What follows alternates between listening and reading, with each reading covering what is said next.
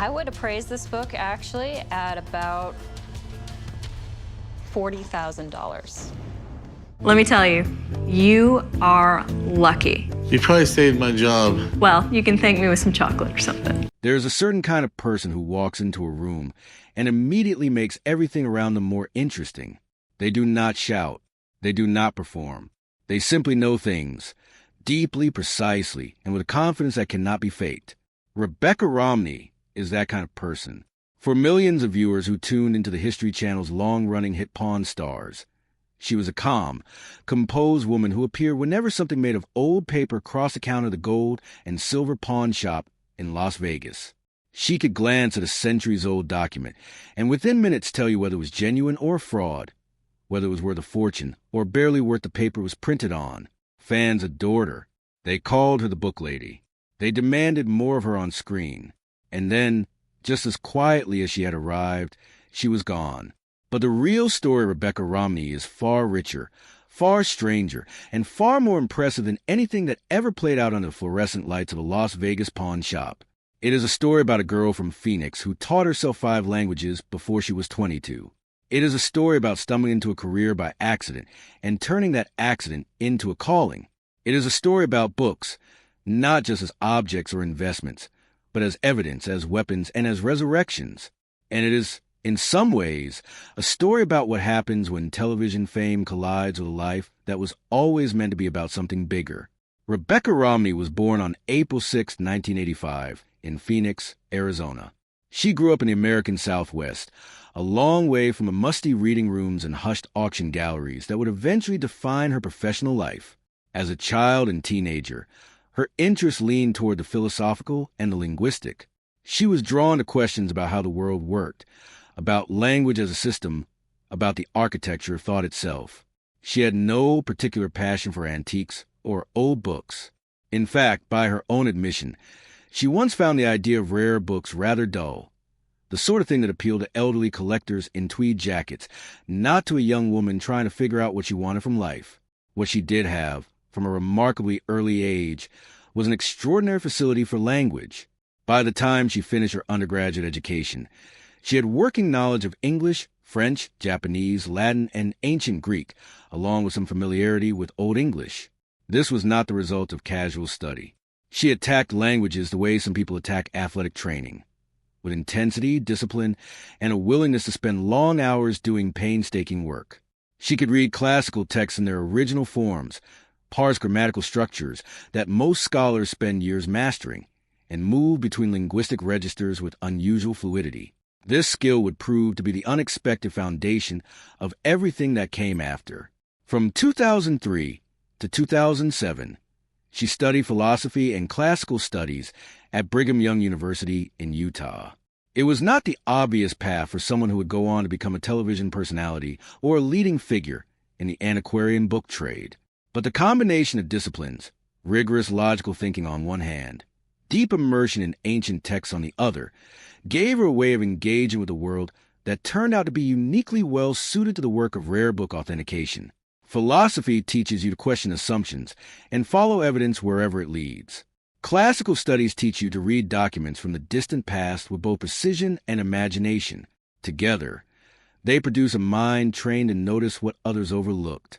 She graduated with honors and, by most conventional measures, faced the same uncertainty that greets most humanities graduates: a deep education, limited obvious career options, and a vague sense that the skills she had built ought to be useful to someone, somewhere. The story of how Rebecca Romney ended up in a rare book trade is one of those anecdotes that sounds almost too convenient to be true, but that she has confirmed in interviews. In 2007, just after finishing her degree, she applied for what she understood to be a general management position at Bauman Rare Books, a prestigious deal with locations in New York, Las Vegas, and Philadelphia. When she arrived for the interview, she realized she had misread the job listing. The position was for a rare book specialist, a role that typically requires years of specialized training and deep familiarity with the history of printing, bookbinding, typography, and the market for antique volumes. She had essentially none of that. Most people in her position would have apologized and left. Rebecca stayed. She explained honestly that she had no background in rare books, but she talked about what she did have: her languages, her analytical training, her ability to work with primary texts in their original forms. Whoever interviewed her saw something worth cultivating. She was offered the job. The learning curve was extreme.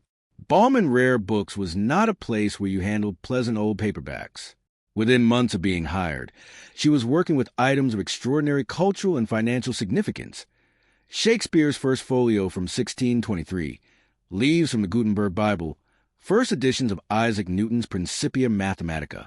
These were objects where a single misidentification, a single misdetail, could mean the difference between a sale worth hundreds of thousands of dollars and an embarrassing and costly mistake. She learned by doing, by asking questions, by reading everything she could find about the history of the book trade, and by applying her linguistic skills to problems that other specialists sometimes struggle with, reading Latin colophons, parsing early modern typefaces, understanding the conventions of Greek manuscript traditions. She turned out to be extraordinary at it. By 2010, she had been promoted to gallery manager at the Las Vegas location.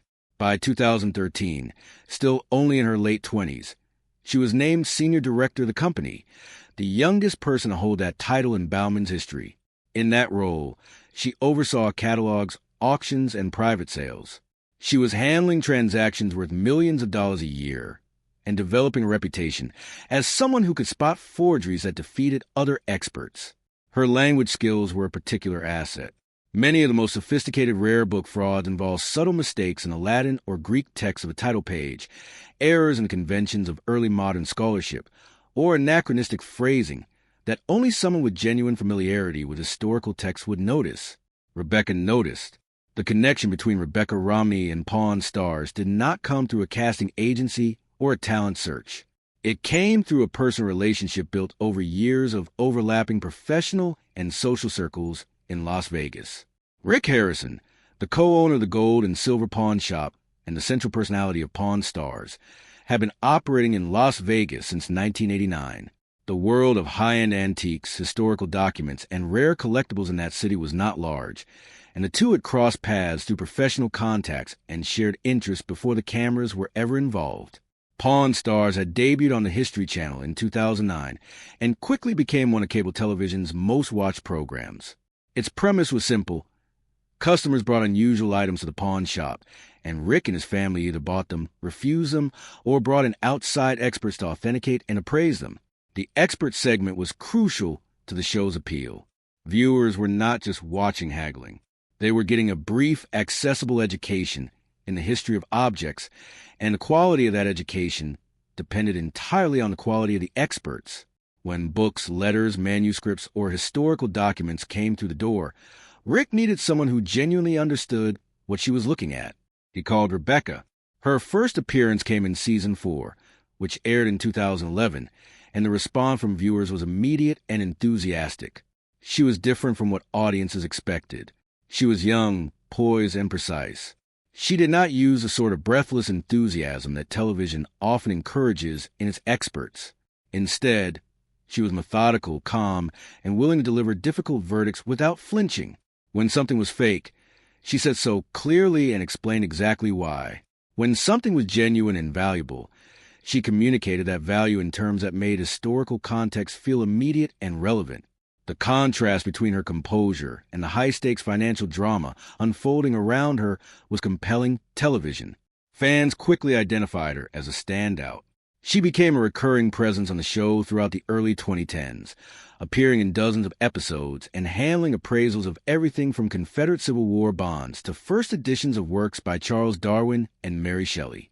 Several of Rebecca's on-screen moments became particularly memorable and were discussed widely among the show's fan base. One of the most dramatic came when someone brought in what appeared to be a first edition of Frankenstein by Mary Shelley. First published in 1818, the original edition is extraordinarily rare and valuable, and the appearance of one on the show sent viewers into a frenzy of online discussion.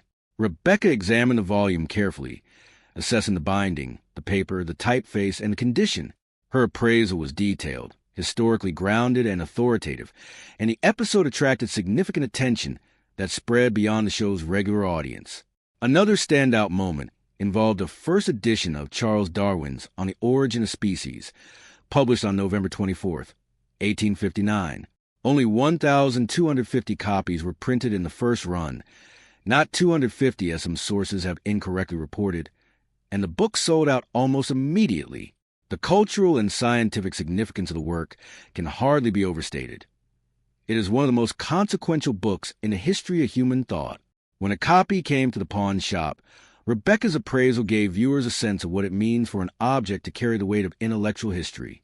Her ability to connect the physical details of the book, the specific green cloth binding, the diagrams, the advertisements bound into the back, to its broader historical significance, was exactly what made her so effective as a television presence. She was also involved in several episodes where her expertise prevented the shop from making costly mistakes.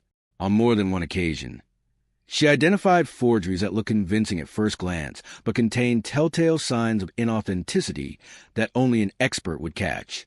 These moments reinforced the show's implicit argument that knowledge has real monetary value, that the gap between knowing and not knowing could be measured in thousands or even tens of thousands of dollars. Her most famous fraud-busting moment may have involved a document purportedly connected to the Shakespeare First Folio tradition. She identified inconsistencies in the paper aging, the ink distribution, and the overall physical presentation that pointed strongly toward the item being a later reproduction rather than an original. The explanation she offered on camera was accessible without being condescending, a difficult balance that she made look effortless. In 2014, an episode aired that would generate more speculation and rumor than almost anything else in the show's history, and that rumor would become permanently attached to the question of why Rebecca eventually disappeared from program. The episode involved a rare 1831 edition of the Book of Mormon, not the 1841 edition some sources have cited. The Book of Mormon was first published in 1830 in Palmyra, New York, and that first edition is among the most significant and valuable items in American religious history. Only a small number of copies from that printing are known to survive, and they command extraordinary prices at auction. The copy that came into the pawn shop was examined by Rebecca, who assessed its authenticity and placed a value on it. Rick Harrison ultimately made a deal to purchase the book. What is documented is that in the mid-2010s, the FBI was actively investigating the theft of rare books and documents from libraries and institutions across the United States. In 2005 and 2006, federal agents arrested E. Forbes Smiley III, a prominent antique map dealer, for stealing hundreds of rare maps from libraries, including Yale, Harvard, and the Boston Public Library. In 2016, federal investigators worked with Swedish authorities to return rare books that had been stolen from a national library of Sweden. The theft of rare books and documents from institutional collections is a genuine and ongoing problem, and law enforcement agencies have devoted significant resources to addressing it. Whether the specific Book of Mormon purchased on Pawn Stars was part of any such investigation remains unconfirmed. Rebecca Romney was never charged with any wrongdoing, and there is no credible public evidence that she behaved improperly in connection with that or any other transaction. The rumors, however, persisted, partly because her departure from the show came in the months following the controversy, and partly because neither she nor the network ever offered a detailed explanation for that departure. Her final regular appearance on Pawn Stars came in early 2015. After several years of being one of the show's most popular recurring figures, she simply stopped appearing. No farewell episode, no on-screen acknowledgement, no statement from the History Channel. For a fan base that had followed her closely, the silence was frustrating and, for some, suspicious. The most straightforward explanation for Rebecca Romney's departure from Pawn Stars, and the one most consistent with the publicly available evidence, is that she left because her professional life had grown too large and too serious for a recurring television cameo role to remain a priority. By 2015 and 2016, she was moving up within Bauman Rare Books, eventually transitioning into roles that took her first to Philadelphia and then to New York and Washington, D.C. The rare book trade operates on relationships, reputation, and trust built over decades, and her reputation within that world was growing rapidly. She was being recognized as one of the most knowledgeable and astute dealers of her generation. That reputation was built on her actual work in the trade, not on her television appearances, and the demands of sustaining and growing a serious career in rare books are not easily compatible with the scheduling requirements of a television production. There's also the more mundane reality that Pawn Stars, like all long-running reality programs, went through significant changes over its run. The mix of experts evolved. The types of items featured shifted. The show's producers made choices about which specialists to feature and how frequently. Rebecca's reduced presence may have been partly her choice, partly a production decision, and partly a reflection of the natural evolution of a television series that had been on the air for several years. What is notable, and what some observers have pointed out, is that she never formally severed her public association with the show. For years after her regular appearances ended, her professional profiles still listed her connection to Pawn Stars. She returned for a guest appearance in a 2022 special, Pawn Stars Do America, which was set in Washington, D.C., by which point she was based in the D.C. area. The appearance suggested that there was no fundamental rupture in the relationship, whatever the circumstances of her reduced involvement had been. The years after Pawn Stars were, by any measure, the most productive and significant of Rebecca Romney's career. Rather than trading on her television fame or looking for another screen opportunity, she channeled her energy into work that she considered genuinely important. In 2017, she co-wrote Printer's Error, irreverent stories from book history with her then-husband, J.P. Romney. The book was published by HarperCollins and found a substantial audience beyond the specialized world of rare book collecting.